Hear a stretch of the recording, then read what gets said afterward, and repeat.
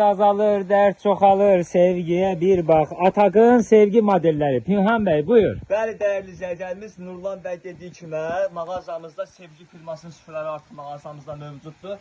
Bu məhsulların hər ölçüsü mağazamızda var. Qiymət sadəcə səhifəmizdən gələnlər üçün 35 manat 2 il ölçüsü. Və mağazamızda Dağlar Oğul demişlər, Gucci-dən mallar var ki, bunlara Gucci firması. Bunun da hər ölçüsü var. Bu məhsulumuz mağazamızda 50 manatdır. Ortası 2 dekordan və qıraqlar dantelli. Və mağazamızda Zümrüt modeli var ki, hamısının adları var yəni. Zümrüt modelimizdə mağazamızda 55 manatdır. Ortası 2 dekorlu, təmiz çatan məhsullardır. Hər ölçüsü mağazamızda var. Və gəldik Pırlantaya. Pırlanta modellərimiz də mağazamızda var.